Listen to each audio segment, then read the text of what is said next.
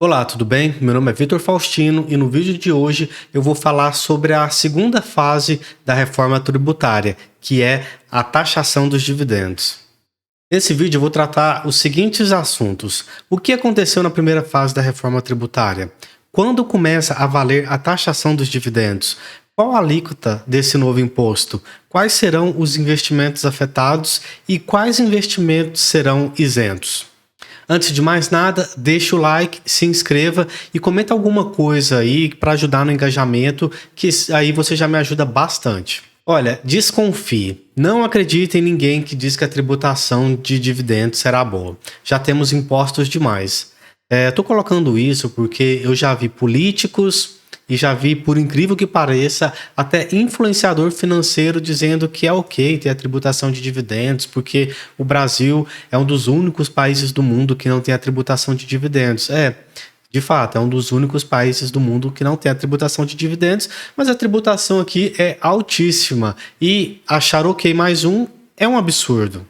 E como está sendo o trabalho dos nossos queridos políticos no ano de 2023? O plenário da Câmara aprovou 87 propostas no primeiro semestre. Reforma tributária foi o maior destaque. E a reforma tributária ela é boa? Olha, a reforma tributária pode elevar em 261% os impostos sobre serviços. E a reforma tributária, para piorar, ela ainda tem a emenda Cavalo de Troia, que autoriza estados a criar um novo tributo. E aí? O que você achou da reforma tributária? Ela, de fato, é necessária no sentido de simplificar. Hoje é muito difícil fazer uma apuração tributária da maneira correta. Porém, do jeito que essa reforma tributária vem sendo feita, não está sendo boa de maneira alguma. O governo não vai fazer algo para que no final das contas ele ganhe menos. Ele não vai fazer algo para no final das contas empatar. Ele vai fazer algo para no final das contas ele poder arrecadar muito mais. E a reforma, a emenda Cavalo de Troia, até aqui na Gazeta do Povo eles colocaram: mudança surpresa na reforma tributária permite que estados criem novo imposto. Então, a reforma tributária simplifica, mas aumenta o imposto? Como que é isso? E quando começa a valer a tributação dos dividendos? Olha, a reforma do imposto de renda deve ser enviada pelo governo Lula ao Congresso até o dia 31 de agosto. Por que isso? O plano do governo é que a taxação de dividendos entre em vigor já em 2024. Então precisa ter esse prazo para que já ano que vem eles já comecem a tributar os dividendos.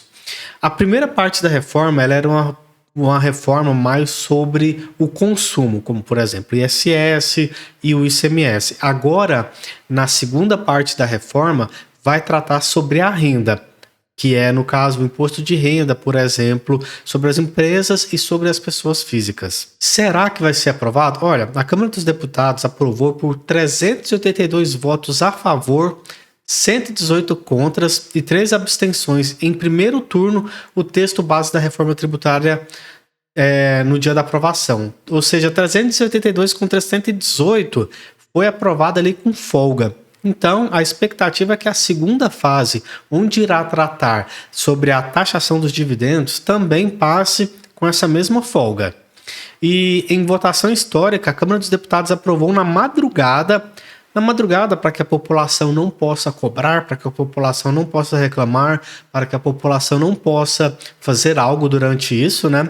Aprovou o texto base da proposta da emenda à Constituição PEC da reforma tributária. A discussão sobre um novo sistema tributário se arrasta há quase 30 anos no Brasil. Se arrastou há quase 30 anos e quando aprovaram de madrugada para que seja o melhor para o Estado e não para a população. Mas aí você deve estar se perguntando, essa nova taxação de dividendos será de quanto? Continue no vídeo que eu vou te falar. Calma. Às vésperas de votação da reforma tributária, o governo libera recorde de emendas em um único dia, 2,1 bilhões para passar essa reforma tributária.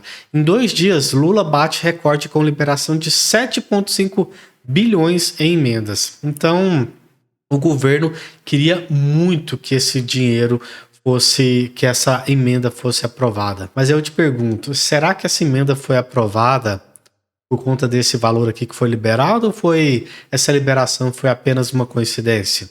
Coloca aí nos comentários o que você acha. Quanto será o imposto sobre dividendos?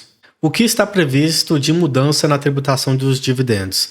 Na segunda fase da reforma tributária, o governo federal enviou ao Congresso o PL 2337, que trata da tributação de renda em geral e que propôs a tributação de dividendos.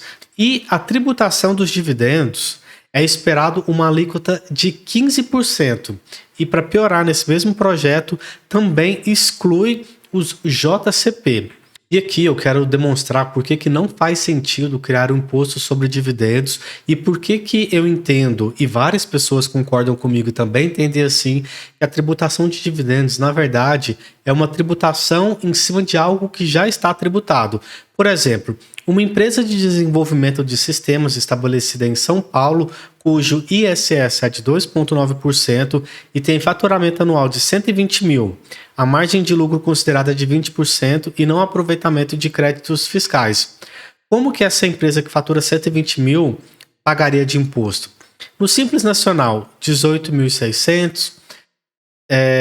No Simples Nacional, com folha de pagamento superior a 20%, 7.200. No lucro presumido, 14.196 e no lucro real 20.340, que corresponderia a 16,95%.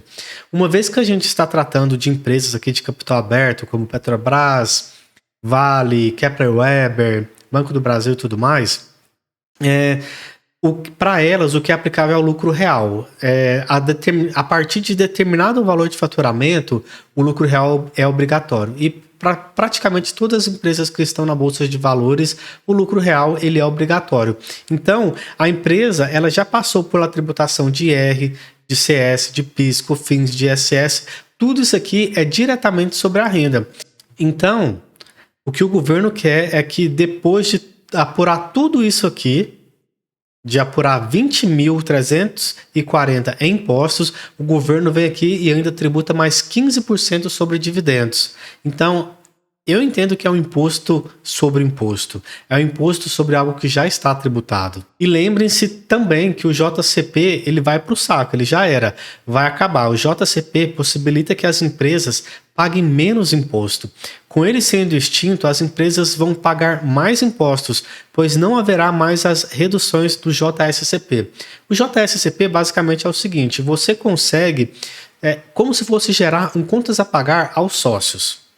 E esse valor que é pago aos sócios, ele não é tributado e ele pode ser utilizado para abater o imposto de renda e a contribuição social.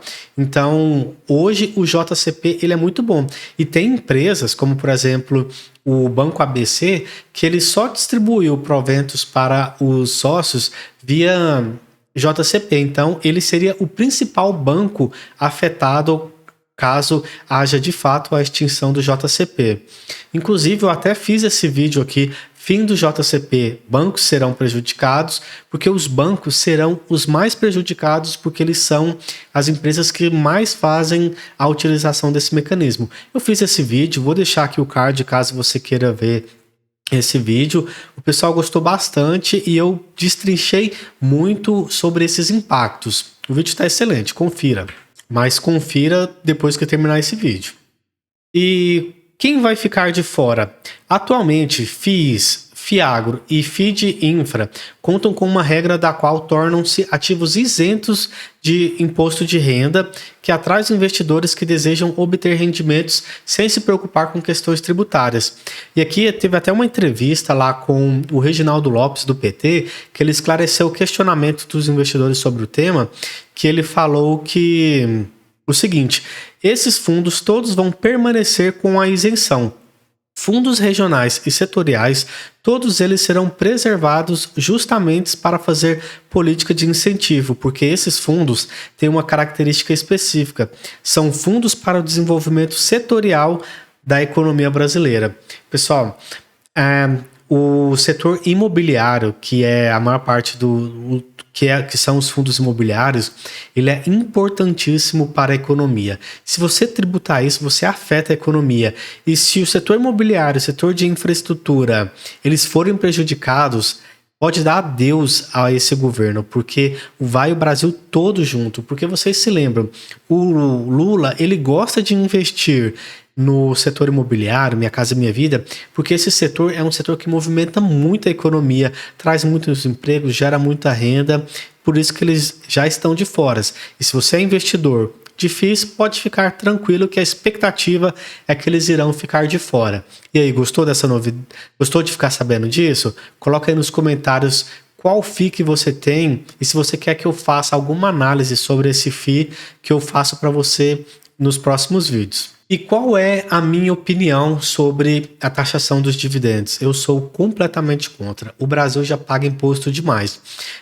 Na média, no Brasil, nós trabalhamos 5 meses somente para pagar impostos. Então, a última coisa que precisamos hoje são de mais impostos. E por que eu sou tão contra novos impostos? Eu coloquei aqui algumas matérias que falam o seguinte: Haddad e Flávio Dino, ministros de Lula, criam agenda às sextas para voltar para casa com o jatinho da FAB. 5 auxiliares do atual presidente realizaram um total de 74 voos utilizando aeronaves da Força Aérea com destino às suas residências. Eles marcam compromissos simplesmente para que eles possam viajar, por assim dizer, de jatinho com os aviões da FAB. E eu até coloquei aqui uma matéria de já tem um tempo isso, mas foi você que pagou, então eu queria saber a sua opinião. Renan devolve 27 mil à União por voo da FAB para implante capilar. Voo do último dia 18 não constava na agenda do presidente do Senado, que ele prometeu devolver o valor caso o FAB considerasse voo regular. Olha só, ele estava carequinha, foi lá e fez o implante capilar, mas ao invés dele pegar um voo, não, ele utilizou um avião da FAB e ele prometeu, ele não reembolsou, ele prometeu, caso a FAB considerasse regular, reembolsar. E aí, você acha que ele reembolsou? Sim ou não? E a outra pergunta, eu quero que você coloque nos comentários, a carequinha do Renan Calheiros ficou boa? É importante a sua opinião porque foi você que pagou. Você pagou via o avião da FAB e você pagou via os impostos que paga esse cidadão aqui. Está aprovado o implante capilar dele ou você acha que poderia ser melhor? Muito obrigado por você ter ficado até aqui. Meu nome é Vitor Faustino. Não se esqueça de se inscrever, de deixar o like, de deixar um comentário e compartilhar com os amigos. Tamo junto e é só o começo. Atata itala, mudona na itoita, metesita nova, aoi, aoi, anosola.